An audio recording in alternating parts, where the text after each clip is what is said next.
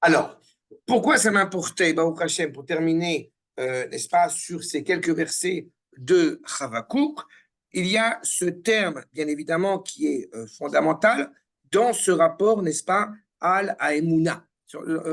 Parce que nous avions expliqué que il y a un sens à l'histoire, l'importance d'être patient et de comprendre clairement que même si cela nous apparaît comme étant, comme s'attarder, aux yeux d'Akash Baruch Hu, d'abord, ça ne s'attarde jamais, et quelle que soit la réalité de ces nations qui, et encore plus de la part de Nebuchadnezzar, eh bien, il n'empêche que ce qui nous anime, tel que le dit le Rav, et on s'était arrêté là-dessus, on n'a pas encore fait le verset 5, verset Hey, mais sur le verset Dalet, n'est-ce pas, on avait expliqué que quelles que soient les implications, le manque de droiture de leur part, face à cela, notre force est Tzadik bemunato ichye. C'est pas être animé par ce qui est juste, qui nous permet, Emouna, a priori, la Emouna, la confiance envers Akash Borou, qui nous permet réellement, encore une fois, eh bien, de vivre. Et ce qui est très important, parce que c'est un sujet, à mes yeux, essentiel, c'est quand on entend le mot Emouna, il faut toujours avoir en tête de quoi on parle, de quoi il retourne.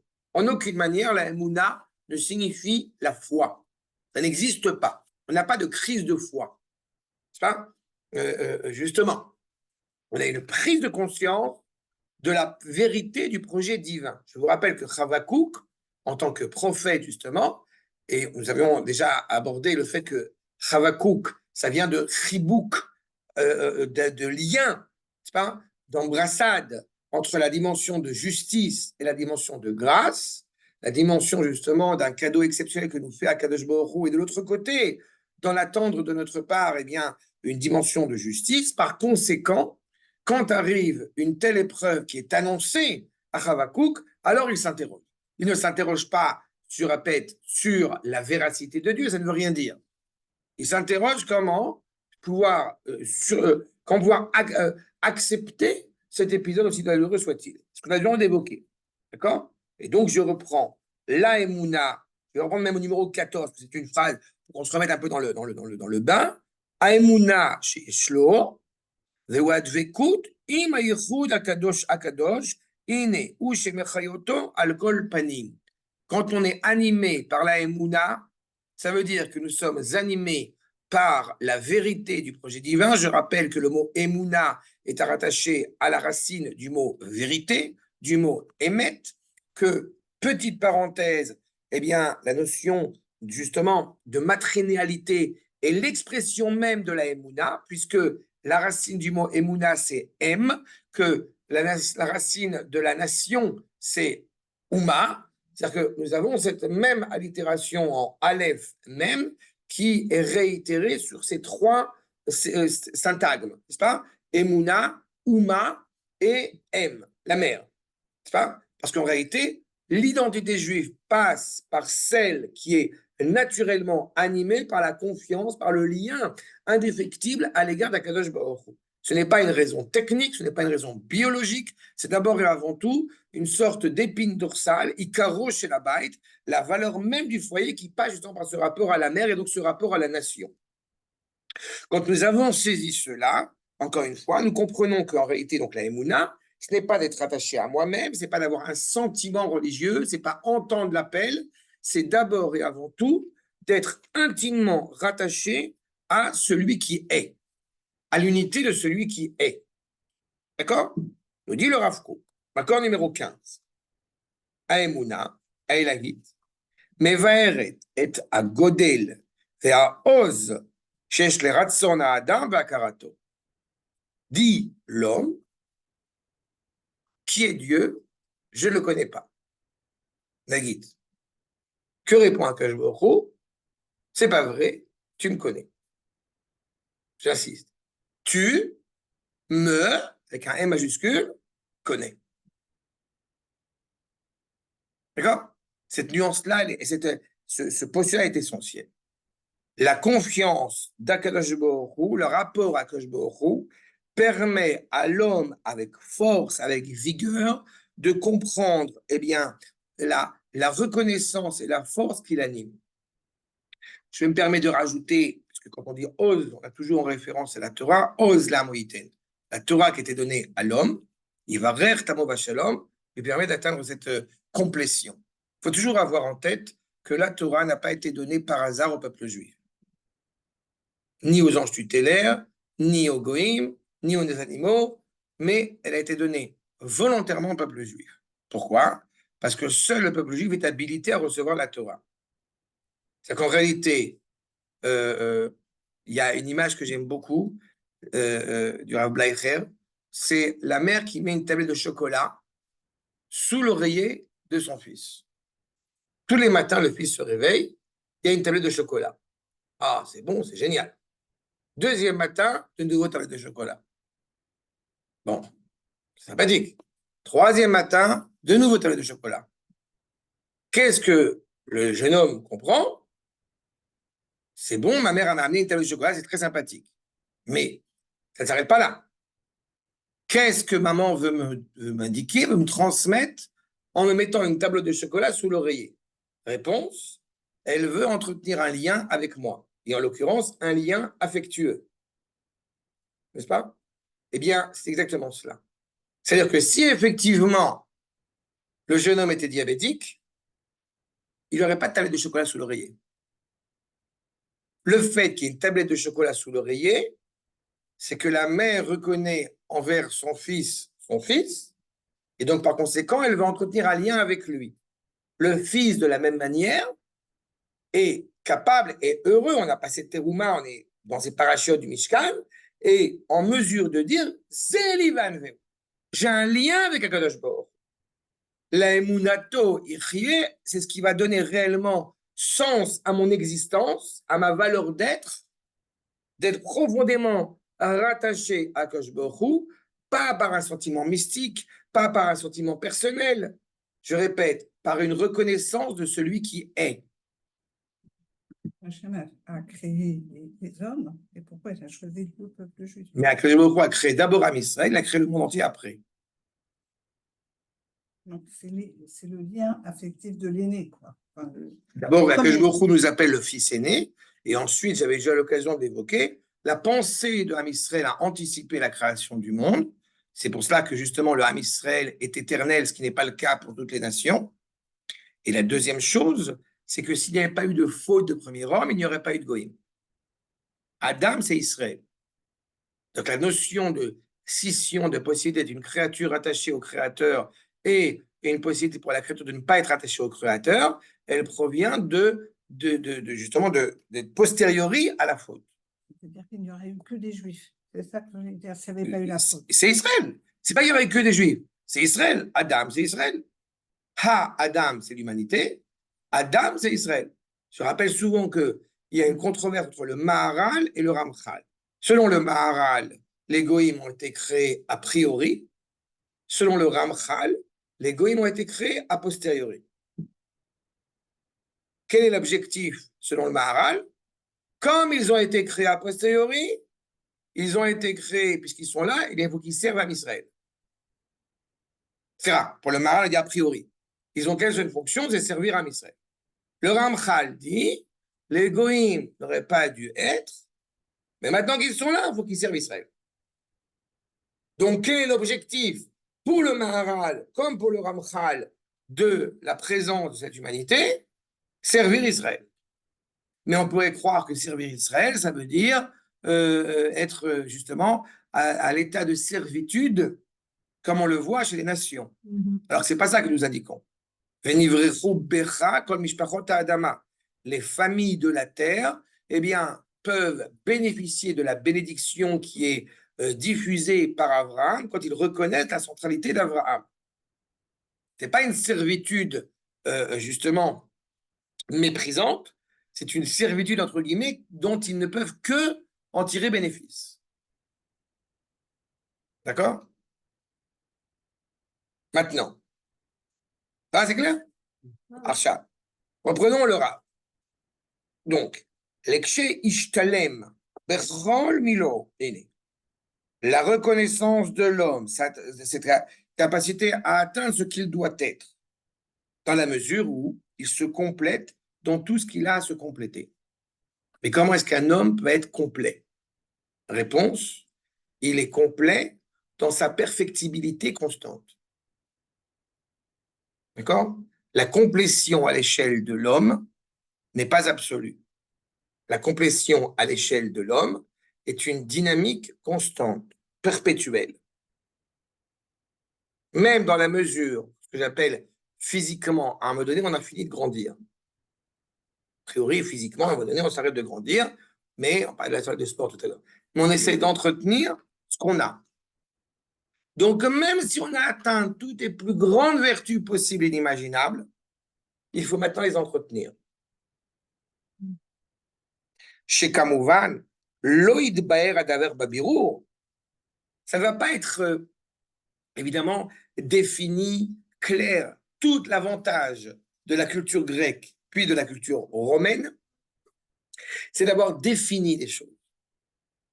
Quel est le défaut de la culture grecque et la culture romaine par la suite? C'est d'avoir défini des choses. Tu vois?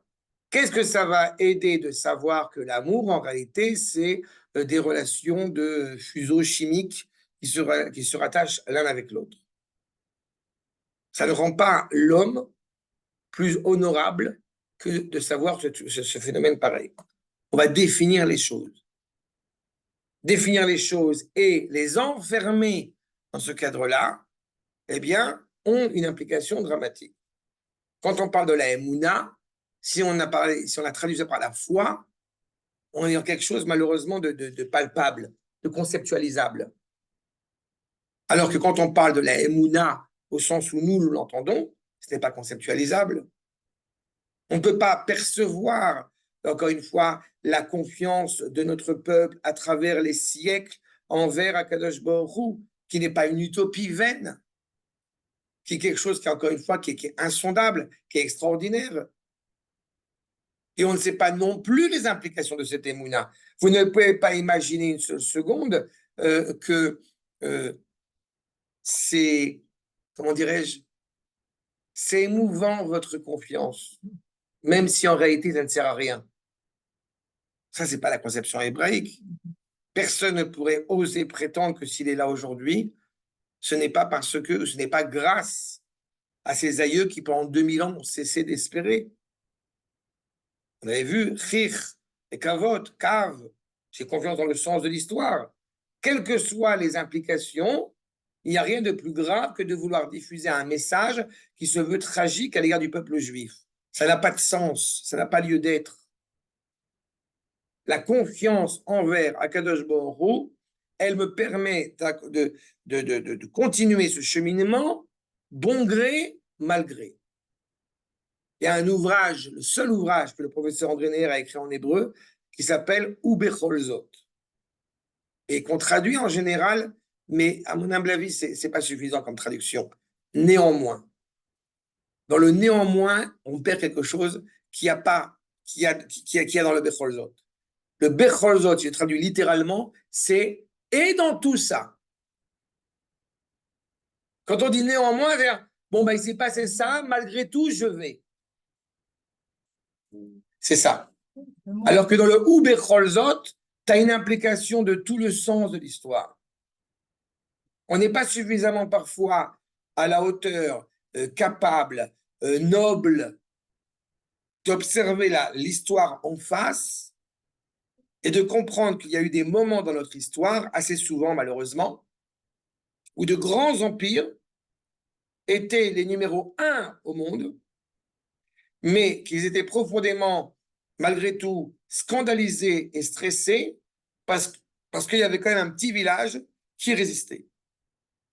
Toujours le sens de l'histoire, et en fait, je viens de réaliser que moi, je comprenais le sens, la direction. Oui. Mais vous pensez peut-être le sens, la signification. Enfin, non, non. L'histoire a un sens. L'histoire, évidemment, a une direction, mais l'histoire a une signification. L'histoire n'est pas qu'une suite d'événements. Oui, dans la conception hébraïque, c'est la mahout. Mahout et kivun, c'est la même sens. C'est la boussole. Matzpen, c'est justement le matzpoun, c'est la conscience. Matzpen, c'est que quelle que soit la réalité, on avance. On avance vers ce processus qui a déjà été enclenché, qui a déjà été énoncé par le Créateur lui-même.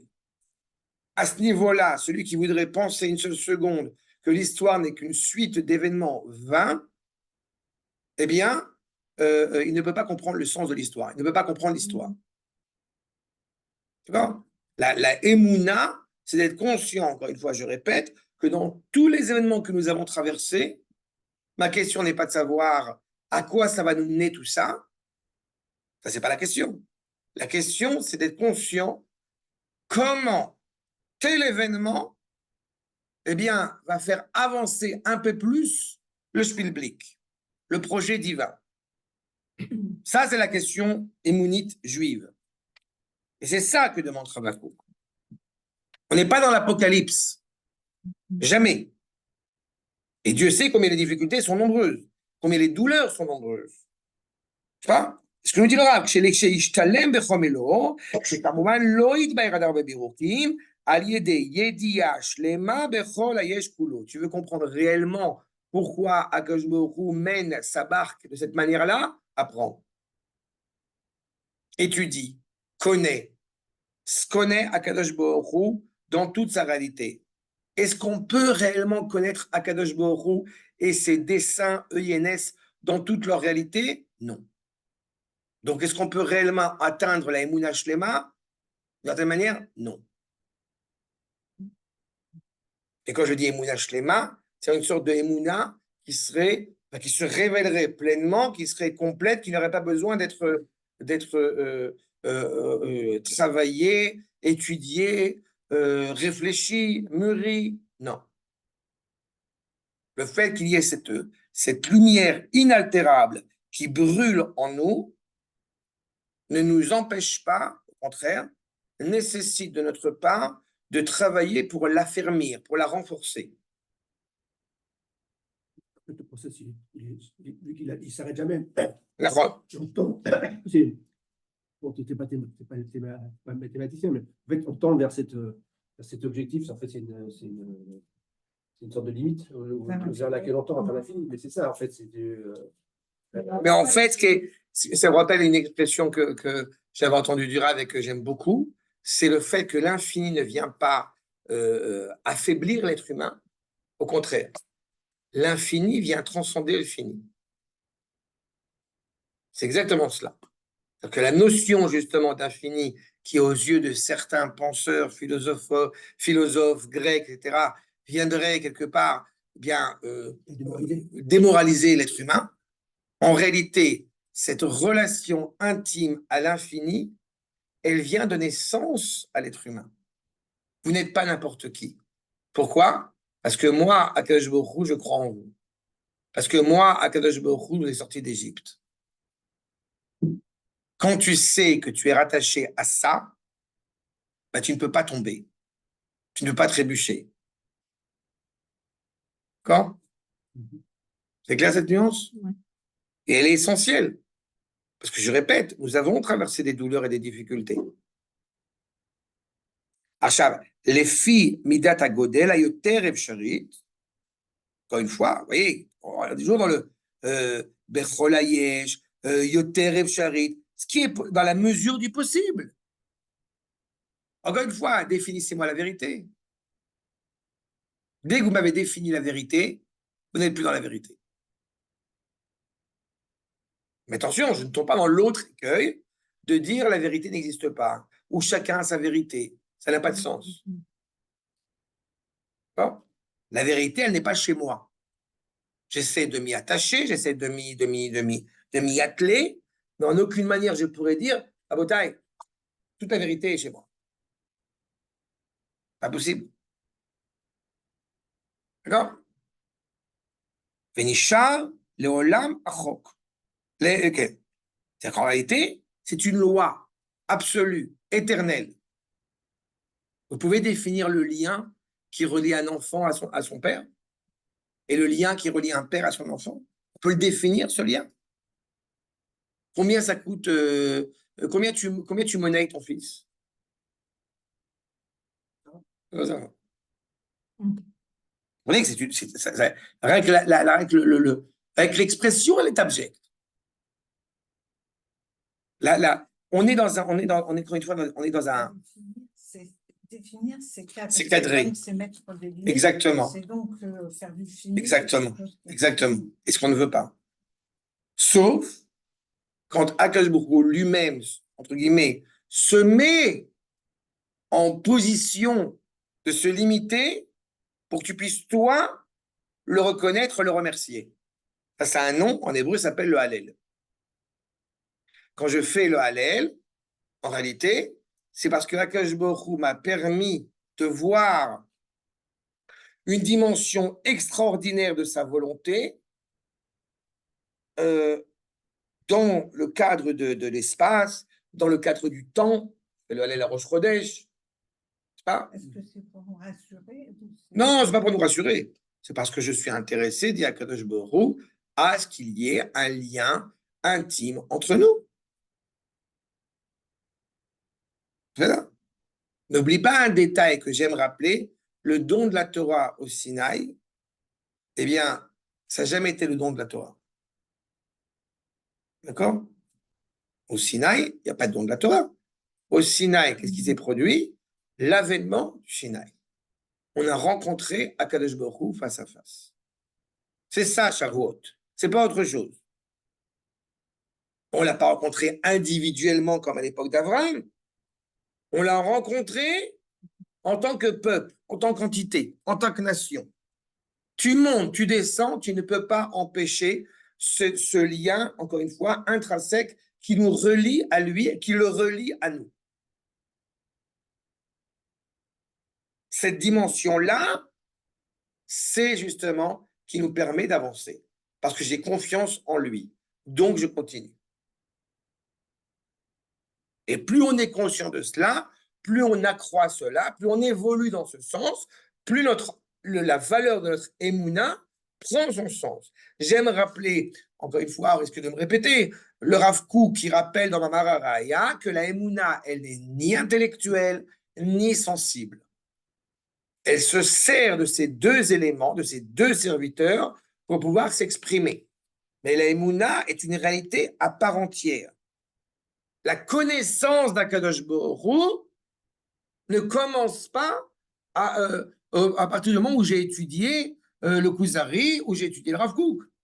La émouna, elle commence dès qu'il y a un noyau dans la matrice de sa mère. Comprenez que, une fois, je me rappelle, un de mes maîtres nous avait expliqué que quand on demandait à partir de quel moment il y a un lien qui se crée entre les parents et leur bébé. Et entre le bébé entre les parents et leur bébé, c'est facile. Entre le bébé et ses parents.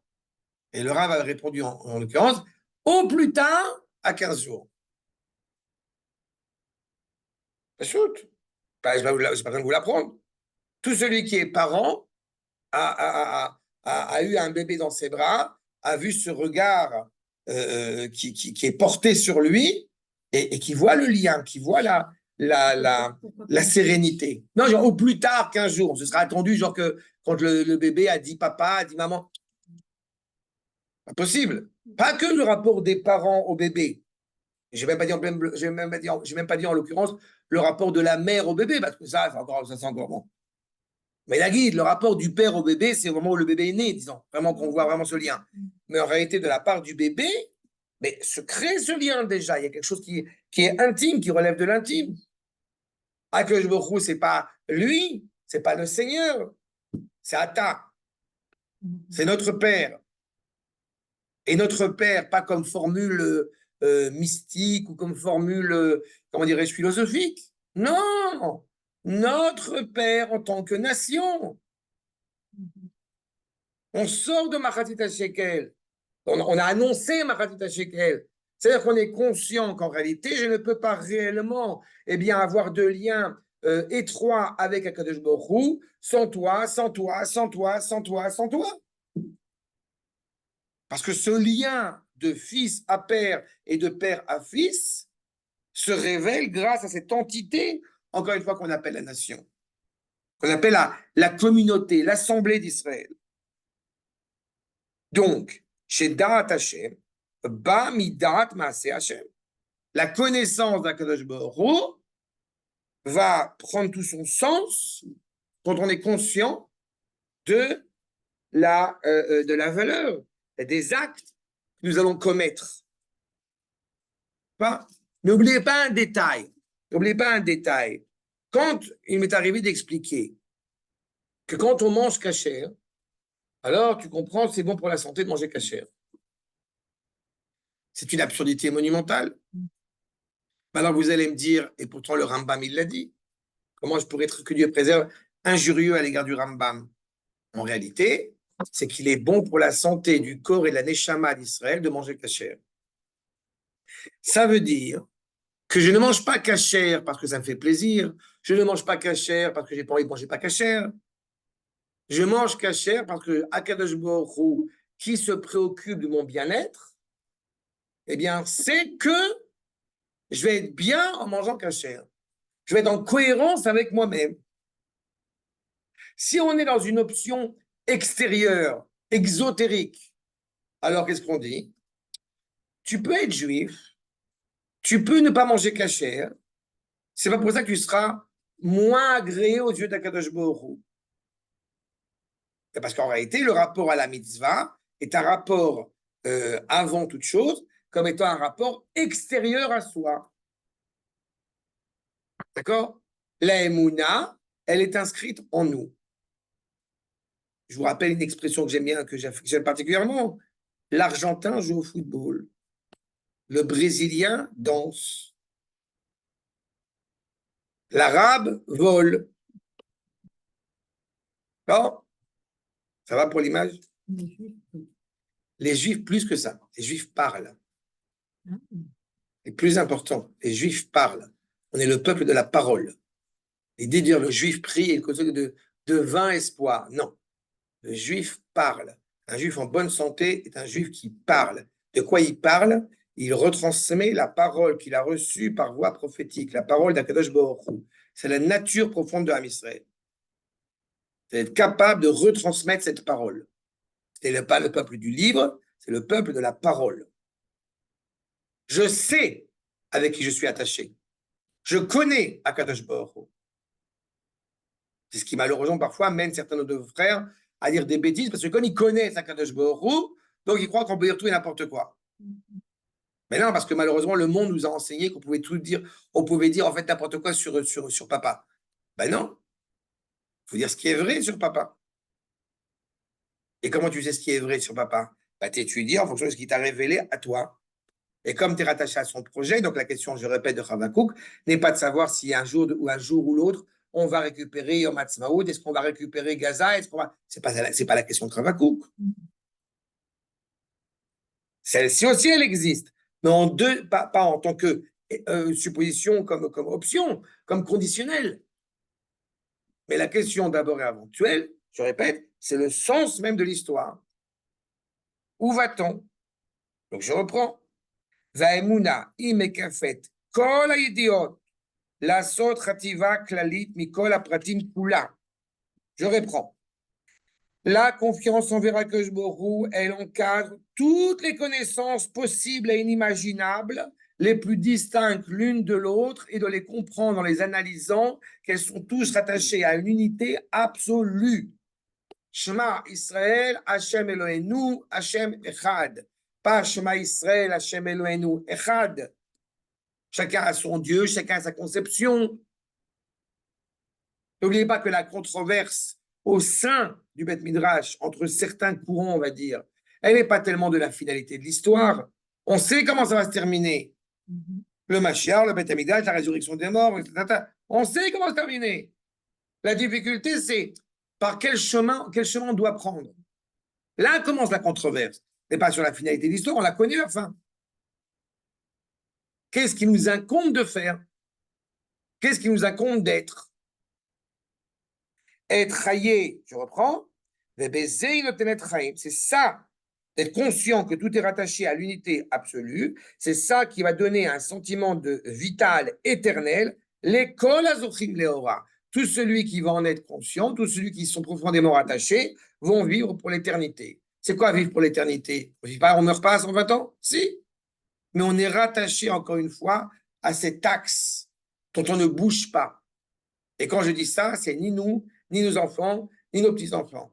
Combien de fois il m'est arrivé d'expliquer, quand vous parlez par exemple des fêtes, combien c'est d'actualité quand on parle de Pourim qui arrivent, mais Pessah, n'importe quelle fête. Quand on réfléchit sur le sens des fêtes, on a deux options.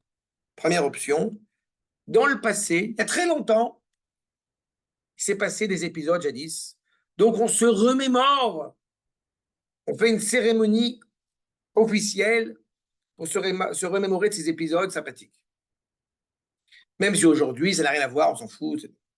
L'autre, qui va dire, non mais il faut espérer.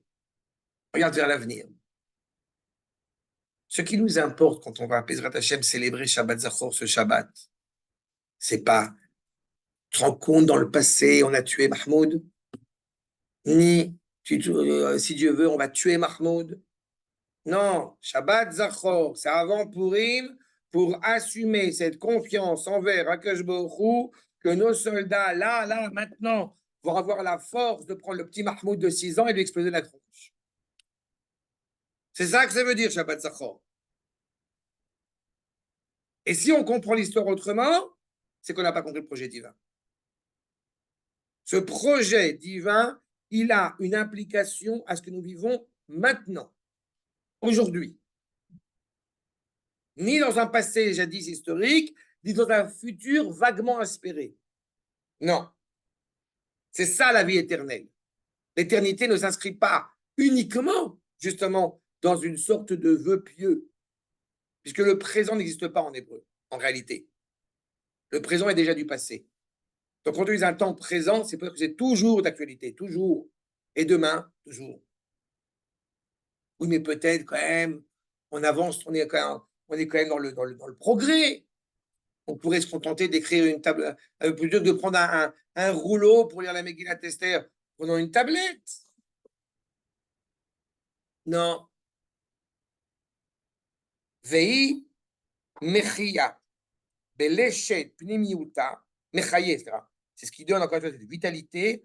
Pnimiuta et amoussar, le sens même moral des choses. Oui, mais on ne vit pas comme on vivait il y a 300 ans. Dans le passé, les hommes se comportaient mal avec leurs femmes. Aujourd'hui, ça va mieux. Et la vraie question, c'est pas de savoir si dans le passé, les hommes se comportaient convenablement avec leurs femmes ou non. La vraie question, c'est de savoir est-ce que la Torah prône l'idée de bien ou de mal se comporter avec son épouse.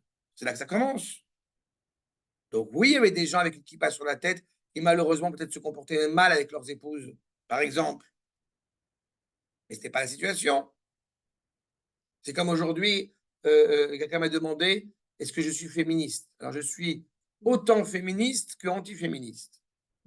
Je suis féministe quand quand vous allez à la synagogue, vous allez à la Ezrat Tashim, et que vous voyez que ce petit endroit ridicule où la femme n'a pas la possibilité de s'asseoir convenablement, ça me rend profondément féministe. Mais je suis anti-féministe quand on veut parler d'égalité entre hommes et femmes, et la femme a autant de valeur qu'un homme ou moins de valeur qu'un homme, comme si en réalité la femme était comparable à un homme et l'inverse de même. Donc là, oui, je suis anti-féministe. Que prône la Torah? La Torah prône une égalité d'abord de devoir, une égalité en dignité, une égalité de devoir. Donc on n'est pas en train de dire, oui, mais jadis c'était autrement. Il me colle à kavod de Barbara Streisand avec Singer là-bas, Yentel. C'est une bêtise monumentale. Non, c'est pas grave la pauvre. La vie de la société est cohérente et la vie de l'individu.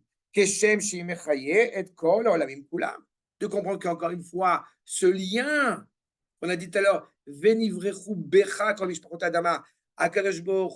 le lien grâce à Abraham donne un sens au monde. Tu es l'épine dorsale. Comprenez à quel point, je répète encore une fois, on s'approche de Pourim, comprenez à quel point la construction du Beth Amikdash a des répercussions sur le monde entier. Et que la non-construction du Beth Amikdash, ou d'entretenir cette destruction du Beth Amikdash, est quelque chose de dramatique pour le monde entier. Beit Tefila, l'école Amim. Je n'ai pas dit que tout le monde a le droit de participer à la construction du Mishkan ou du Beth Amikdash, mais c'est une maison pour la question de prier. C'est grâce au Beth Amikdash qui est sur le mont du Temple que le beau objectif existe, que le bien moral absolu existe. Tant qu'il n'y a pas justement ce qui est au centre, tant qu'il n'y a pas le nombril du monde qui est à sa place, automatiquement, tout est relatif. Tout est subjectif. Et on rentre dans une idéologie qui ne devrait pas être une idéologie. Pardon. Non, juste, je réfléchissais à la période d'Esther. Est-ce que le Beth Amikdash avait commencé à être reconstruit? Alors, j'ai deux réponses à te donner. La première série de cours sur la Megillat Esther, et la deuxième, oui. Oui, normalement, oui, mais c'est difficile à comprendre avec l'histoire d'Esther. Enfin, je veux dire, les peuples. La première réponse. D'accord, je vais y aller. Au moins le premier cours. D'accord. Tout est inscrit dans le Beth Amikdash. Mordechai est descendu en Perse parce que le Beth Amikdash a été arrêté. Si la construction du deuxième Beth Amikdash n'avait pas été arrêtée, Mordechai n'avait aucune raison de descendre en Perse. Donc, en fait, on considère que la construction du deuxième Beth Amikdash s'est arrêtée pendant la période d'Esther? Ben oui. D'accord. Et que ça a été redonné, c'est le fils d'Esther qui a redonné, qui a relancé la construction, c'est ça? D'accord.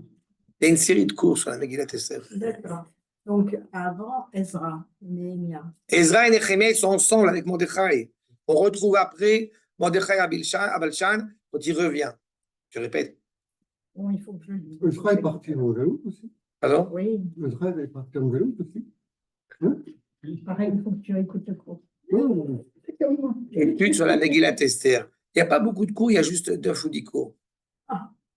Mais j'ai pris toute la Megillat Esther, je l'ai étudiée à la CDR. C'est là. on Ça l'a fait, ok. on est en plein dans la Megillah Esther. Donc, Et je t'en prie. Je t'en prie. Donc, le monde entier, Merosh Vatsov, du début jusqu'à la fin, chez Kulam Yachad. Vous voyez la question que je viens de demander tout à l'heure. Chez Kulam Yachad Inam Adam Atzili. On n'a pas dit Bnei Adam. On n'a pas dit Ha-Adam. Kulam Yachad Inam Adam Atzili. C'est qui tzaddik le Moulato Yechie? C'est pas Havakouk. C'est tout l'homme Israël. Adam, c'est une entité collégiale. Nous dit-on dans le traité de Yébamot, qui est appelé Adam, c'est Israël. Quand Am Israël est rattaché à, je répète, à ce cordon ombilical, eh bien, il vit. Et pas seulement lui vit, le monde entier vit. C'est ça, cette conscience-là. Tzadik Elion, Shenemar Alav, Tzadik, Betzedek, Tzadik, Bemenato Ichye. Avec justice, avec ce qui est juste. Comprenez que c'est quoi la justice? Quand vous entendez le mot justice en français, vous n'entendez pas ce qui est juste. Vous entendez un système de loi, un système de cohérence ethnique, nationale. Alors, c'est pas de ça qu'on parle. La justice, c'est ce qui est juste. Quand vous entendez, par exemple, je défendrai ma mère avant la justice. Par exemple, une phrase comme ça, d'un bon Algérien. Alors, on va dire, donc ça veut dire que ma mère est en contradiction avec la justice. Mais si on comprend qu'en réalité, ma mère, c'est la justice, donc on n'a plus cette contradiction-là. C'est pas? C'est comme a dit Mamé, c'est la police. Bon, elle a dit, appelez la police. Elle a dit, Madame Rosenblum, pardon. Pas quand il sort de la synagogue, appelez la police. Mais c'est la police. Et en fait, c'est ça. La notion de tzedek, c'est la notion de ce qui est juste. Juste, pas défini selon la règle ethnique humaine, mais elle est définie selon les valeurs de justesse absolue. C'est pour ça que Betzedek, Sadik, Bemonato, Ichye, je suis rattaché à ce qui est authentiquement juste. Donc, aux yeux de certains, c'est un suicide. Pour nous, ce n'en est pas un. Parce que nous savons que la justice vaincra, que la justice réussira. N'oubliez pas que celui qui est à la tête de Yerushalayim pendant des siècles avant qu'Abraham arrive, c'est intéressant qu'il est toujours animé par un nom qui est rattaché à la justice. Malki Tzedek. que dira Rashi, c'est Shem. Hein? À propos des cours, ça, c'est un autre cours sur la libération de Jérusalem, à Yom HaYerushalayim. J'ai fait ce cours là-dessus. Ça montre bien que la ville de Yerushalayim, par excellence, elle est animée par ce qui est juste. L'iniquité ne siégera pas pendant la journée, elle passera pas une journée, ne passera pas une nuit sans qu'il y ait une réalité, justement, un litige corrigé, rétabli dans la ville de Jérusalem. C'est ce qu'il faut. Le pays, la justice. Qu'est-ce qui anime la majorité des citoyens israéliens? C'est la volonté d'être juste, d'être moral, d'être bien. Et quand justement cette moralité, elle est influencée par une culture étrangère, eh bien, elle devient souillée, elle devient caduque. Alors que quand justement, et la preuve, comment je dis qu'elle devient caduque? Parce qu'elle finit par se désagréger, parce qu'elle finit par se désespérer d'une réalité qui n'est pas à la hauteur de ce qu'ils attendent. Donc là, ils sont dans l'utopie. Mais quand on est rattaché à une valeur cohérente, juste, et que nous sommes là parce que nous devons être là, parce que celui qui est a décrété que nous devions être là, alors dans ce cas-là, on a une réponse à donner au monde. Elle est plus relative en fonction de ce que va dire autrui.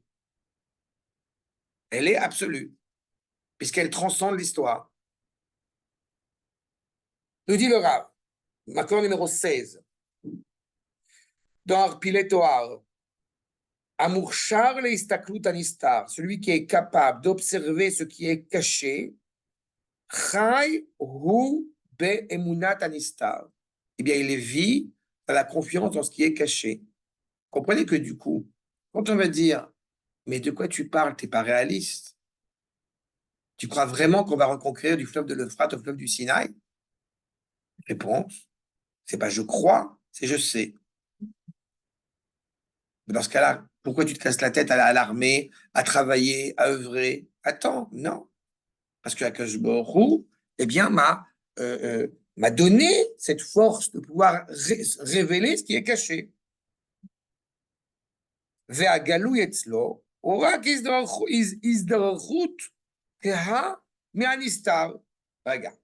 Ce qui est caché, profondément vrai, absolu, unique, et va se révéler. Que tu appelles réalisme, en réalité, c'est une réalité sombre. C'est une réalité qui n'est pas à la hauteur de ce qu'elle devrait être. Vous savez qu'il y a, le Rav Kook rappelle sur cette notion d'être un petit peu en état d'ébriété le jour de Purim. Et il rappelle qu'en réalité, on n'est pas en état d'ébriété le jour de Purim. On est en état d'ébriété 364 jours par an. En enlevant Yom Kippour, donc 363 jours par an. Quand est-ce qu'on n'est pas en état d'ébriété? Justement le jour de Purim. Parce que le jour de Purim, tu reprends conscience réellement que c'est pas toi le mettre à bord. Toute l'année, on croit que c'est nous qui dirigeons. C'est nous qui agissons. Mais tu es sous. Le jour de Purim, on sait que bon gré, mal gré, Utsouet Savetoufa, Dabrou, Kilo Yakoum, qui Emmanuel. Parce que Akash Borou est avec nous. Parlez, continuez à parler. Oui, mais tu te rends compte que si Donald, il dit que truc, machin, qu'est-ce qu'on va faire? Qu'est-ce qu'on va devenir? Non? C'est exactement cela. Ce qui est révélé, en réalité, eh bien, malheureusement, ça vient souiller, ça vient obscurcir, ça vient assombrir ce qui est caché. Alors que profondément, quand on est rattaché à cette Emouna Benistar, même Benistar, en réalité, c'est ce qui éclaire le sens même de l'histoire. Ameir Bevarak Askalato Agedola, qui va éclairer profondément son esprit, encore une fois, son esprit élevé. Vous connaissez la plaisanterie de l'institutrice qui dit Dieu n'existe pas parce qu'on ne le voit pas, et machin et tout. Et l'élève qui répond vous avez un cerveau, mais on ne le voit pas. C'est-à-dire qu'il n'existe pas non plus. Parce qu'Ala Nisteret, Donc, cette connaissance cachée, feutrée, elle est spéciale en chaque homme. Chacun de ce qui lui convient. Je reprends la notion de Emouna, je reprends la notion de Chelek Elohim Me'al, cette partie de la volonté, cette partie de la révélation de la volonté d'Akadosh que nous portons en chacun d'entre nous. Chacun d'entre nous la porte. Et elle est différente l'un de l'autre, même si elle est unique en son genre. Vous n'êtes jamais certain, comme on aime le dire biologiquement parlant, que tu regardes le pull de Stan, tu le vois de la même couleur que la manière dont je le vois. On est tous les deux d'accord, c'est un consensus qu'il est bleu. Mais c'est pas sûr que tu le vois de la même spécificité de bleu que moi je le vois. Et pourtant, les deux regards sont très importants. Achab, imeugedet, imatzmiut amiyuchedet. Encore une fois, elle prend tout son sens avec cette identité particulière qui est immuable, qui ne peut pas, encore une fois, se multiplier. En hébreu, nous appelons cela quand deux personnes sont égales, c'est-à-dire qu'il y en a une qui est inutile. On parle d'égalité en dignité, on ne parle pas d'égalité au sens, encore une fois, comparatif. Shne anashim shavim, c'est-à-dire que echad shav. Il y en a un qui, encore une fois, n'a aucune valeur. Non. Chaque personne, c'est le génie humain en tant que tel. Et chaque personne doit révéler cette dimension fondamentale qu'elle porte en elle, qu'il la rattache à Akadosh Baruch Hu dans la mesure où Akadosh Baruch Hu a décidé qu'il fallait qu'elle soit façonnée maintenant, ni avant, ni après. Et encore une fois, elle n'est transmise par aucune parole, aucune explication. Ce qui serait dramatique, c'est qu'on commence à essayer, là encore une fois, de rationaliser l'existence de quelqu'un. Pas possible.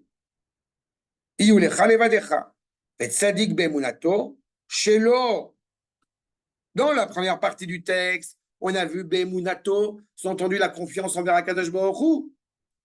C'est Akadosh Baruch Hu qui est au centre. Comme tu es rattaché à la confiance envers Akadosh Baruch Hu, eh bien, ton histoire, elle a un sens et tu vas y arriver. Dans cette partie-là du texte, c'est pour ça que je voulais ramener, c'est une autre approche du Rav Kook. Tzadik Bemunato, de quel Emouna on parle? Emouna Shelo. Shelo Dafka Yefie. Pas envers lui, envers toi. Shelcha, Emunato, Emouna Shel Adam. Qu'est-ce qui se passerait si le matin, vous vous dites, eh bien, la vie ne sert à rien, je ne me lève pas ce matin. C'est dramatique. Et Dieu sait combien on peut avoir ce genre d'opportunité et ce genre de réflexion. Qu'est-ce qui ferait, et c'est assez intéressant, que je ne peux pas me suicider alors que le dauphin peut le faire. Je ne peux pas me suicider en m'arrêtant de respirer. C'est que le dauphin a besoin de respirer, de sortir. Il a besoin de sortir de l'eau pour pouvoir respirer. Et quand il a décidé de mettre fin à ses jours, il s'arrête de respirer et se laisse couler.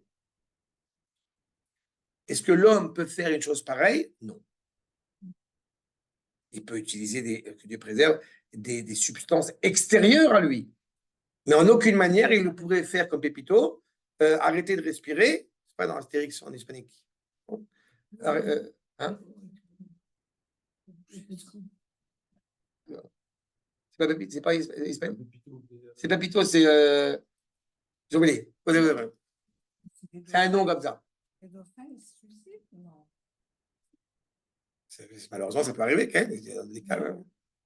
Enfin, le fait est, c'est que l'homme ne peut pas s'arrêter de respirer. C'est qu'en réalité, physiquement d'abord, il doit avoir confiance en lui. Physiquement, il n'y a pas le choix. C'est indéfectible. Et au-delà de ça, même au niveau mental, quelqu'un qui est en bonne santé, vous remarquerez, quand je dis bonne santé physique pour le coup, eh bien, vous remarquerez qu'il ne peut pas rester au lit plus de 3 jours. Une personne normalement constituée a besoin de bouger.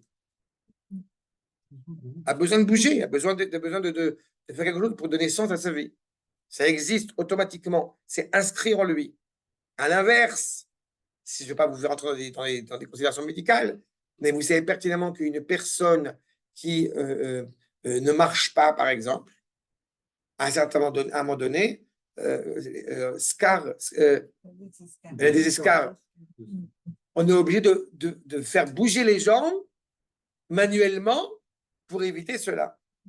C'est-à-dire que l'homme, par essence, est animé par cette confiance en lui qui va, encore une fois, l'encourager à construire. Je ne te permets pas de t'endormir à long terme. D'accord? C'est ça le emunato. Chez l'eau d'Afkaïrki, grâce à ça, tu vis, tu bouges. Vous savez qu'un bébé, au moment de la naissance, en fait, si on le penche légèrement, il a un réflexe de marche. Donc, en fait, à la naissance même, un enfant marche. Après, il perd cette capacité qu'il va retrouver, mais c'est quelque chose qu'il a de manière intuitive. Oui, c'est un test, mais ça, Mais c'est tout à fait ça. c'est extraordinaire. C'est la précision, comment est-ce que la créature a été façonnée.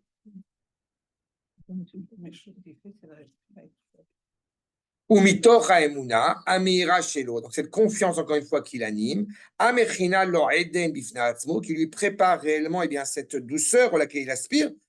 J'ai envie de dire le Gan Eden, évidemment, derrière cela.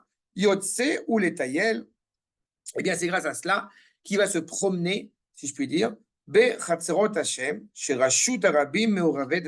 grâce à ça qu'il va pouvoir découvrir le monde. Il a confiance dans cette réalité-là. S'il n'avait pas confiance dans cette réalité dans laquelle il vit, il ne pourrait pas se lever.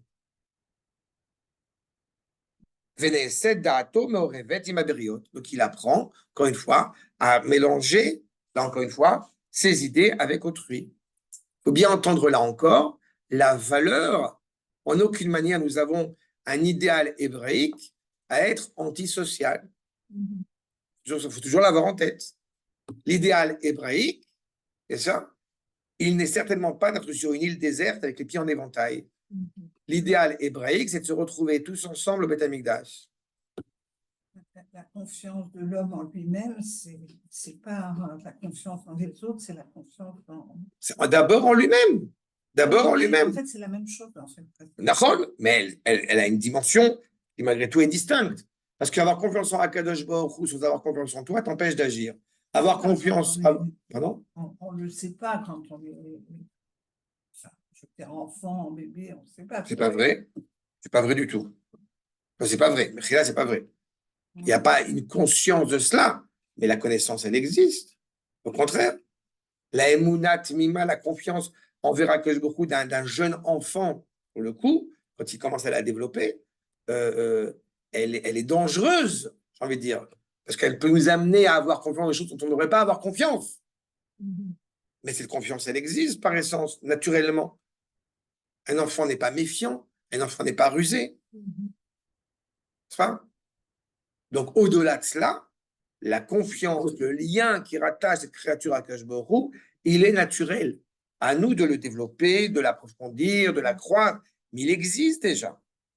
C'est ce qui lui donne encore une fois toute son essence et c'est ce qui lui permet, je répète, de se mélanger, d'entretenir un dialogue avec autrui. Et Fotsuma Yenotecha, tout ce que tu vas dire, tout ce que tu vas vouloir soulever va s'exploser, va prendre source, va jaillir. La plagim à la lou et les différents courants, encore une fois, il est quand même important de bien pouvoir parler avec des gens avec lesquels on n'est pas forcément d'accord. Mais quand il y a un respect mutuel, quand il y a quelque chose qui se crée, voilà ce en quoi je crois. C'est comme si, c'est toujours très frustrant quand les gens disent « Dis-moi ce que tu penses objectivement. » Mais tu demandes ce que je pense. Je dis « Ce que je pense. » Ça n'implique que moi et ça n'implique, c'est ce que vous voulez. Mais c'est fondamental. Donc, Mito Chayam Agadol, dans cette grande mer, si je traduis littéralement, de la Emouna Agdola, de la prise de conscience, encore une fois, que le Ham Israël est animé par cette force, au plus profond de son cœur. Il doit clairement vaciller. Vous savez, c'est comme un fleuve, encore une fois, des raftings, en Ardèche, là, et on est rattaché, il y a un cordon qui nous rattache à la berge. Si on n'a pas ce cordon pour nous rattacher à la berge, on peut partir n'importe où. Ce cordon, c'est ce qui nous permet de ne pas perdre de vue que dans cette multitude, dans cette tempête, j'ai envie de dire, de ce fleuve, on est rattaché à quelque chose qui a une stabilité, qui a un sens.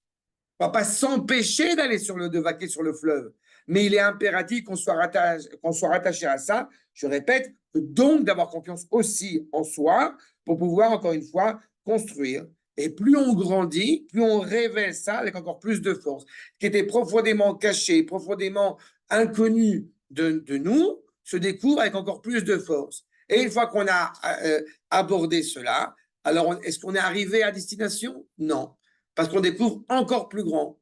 Et après, encore plus grand. C'est infini. Qu'est-ce qui est en gras? Chez Midgadel, Motsi et Ta'alumot Achaim Atohu. On est sorti de cette interrogation. Il n'y a rien de plus dangereux. Vous savez, quand on dit à quelqu'un, il a fait tchouva. Et à l'inverse, celui qui s'est écarté de la Torah, il est revenu Béchéla. C'est absurde. Si tu n'avais pas de question, tu n'aurais pas fait tchouva. C'est justement parce que tu as une question que tu fais tchouva. Et quand on n'a plus de questions, que Dieu préserve, on meurt. Heureusement qu'on a des questions. Ça foisonne, on cherche. C'est pour ça que la teshuva, c'est pas seulement un mot. Exactement. C'est tout constamment, c'est ça. Et donc, ça dit que on est constamment dans cette voie pour essayer de raffermir ce lien, encore une fois, à la justice absolue qui va révéler des dimensions, j'ai envie de dire, de notre dignité, de notre âme qui nous étaient ignorées jusqu'à présent. Tout n'a pas encore été éclairci. Tamid, vous voyez, Tamid, Zikur Khadash, ligne 40. Okay? Zikur Khadash, c'est bon. L'or est bien brossé, il brille. T'es sûr? Brosse encore un petit peu. Constamment. Umitor kar tzadikim, she'en gidoul et posek mahem. Quand est-ce qu'un tzadik il s'arrête d'agir? Jamais. Pas? Abraham Avinu, comme vous le savez, tzaddik par excellence, il est en Eretz Israël, il continue à avancer. Ça y est, t'es arrivé. Toujours. Mais quand est-ce qu'on a fini de tout étudier? Réponse, jamais. Non, tu sais, tu posais la question tout à l'heure, on n'aurait pas le temps de tout Oui, mais je suis sûre de ça, bien sûr. C'est constamment. Et on reprend, et on truc. Et en plus, je commence à prendre beaucoup de plaisir à parfois étudier des choses que j'ai étudiées il y a quelques années, où j'ai fait des petites annotations, et j'ai écrit, et je les retrouve. Avec une autre maturité, exactement. Maturité, une beauté, une grandeur. On comprend autre chose. Autre chose, plus profondément, etc. Share, Emolchim, Michael, El-Chai. On n'arrête pas. Vous rappelez que le tzaddik, il n'a pas de menoucha, ni dans la mazé, ni dans la moba. Pourquoi tzaddik, les monatoyechim? Pourquoi, justement, sruta tzaddik, les ganalenu? Pourquoi que Rabbi Shimon, il se repose sur ses lauriers? Que les avotenu, ils se reposent constamment. Renforcer le peuple, avancer. De commencer à lire la Torah, enfin, les Shabbats, je me dis, enfin, c'est ridicule de relire la Torah tous les ans. Et en fait, mais c'est tellement immense. Et à chaque fois, on lit autrement. Exactement. C'est frustrant que tu n'aies pas le temps de tout lire, mais de tout apporter. Mais chaque année, un peu plus. Oskim tamid ine, betshuva befol. Comment est-ce que je peux raffermir? Comment est-ce que je peux renforcer? Comment est-ce que je peux améliorer la grandeur, la beauté, l'aspect divin de toute la création?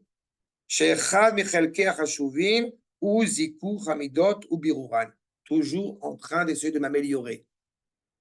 Encore une fois, prenez vous comme exemple. Vous n'êtes pas parfait par rapport à moi, je veux dire. Parce que moi qui suis humble quand même. C'est ça. Alors que moi, ça va. Alors, c'est ça. On est constamment en train de travailler sur ses vertus, sur ses qualités. Parfois, on a honte de dire « Ah, j'aurais dû répondre comme ça. J'aurais dû dire oui, mais c'est pas grave. » À un moment donné, ça suffit d'avoir mal au ventre. Fais au mieux, on avance. Léolam, pour toujours, il faut voir l'attention. Chez Loya Vizikou Hamidot, les Chat Hamidot. Mais là aussi, c'est très dangereux. Parce qu'à force de se dire, je dois constamment me perfectionner pour être à la hauteur, pour être justement, être rattaché à cette notion de justice, je peux aussi, bien malheureusement, me déprécier et m'affaiblir. Fais très attention quand tu vas corriger tes vertus, de faire en sorte qu'elles ne viennent pas affaiblir ce qui est déjà, encore une fois, en toi. Malheureusement, je tiens à vous dire, il y a plein de gens que vous avez dû rencontrer, que vous rencontrerez, ce que je ne vous souhaite pas, qui sont très doués pour vous expliquer que vous n'êtes rien. Ça manque pas. Et donc, il faut beaucoup de force parfois pour eux. Allez, on continue. Taharat haratson, purifie cette volonté. Les dildou la ratson. Tu as une volonté, développe-la, exprime-la, répare, améliore. Pas que tu finis à te dire, eh bien, en réalité, tout est affaibli, tout est totalement déprécié. Dildoul, diluer la volonté. Ashpat emuna les bitou les harat asechel.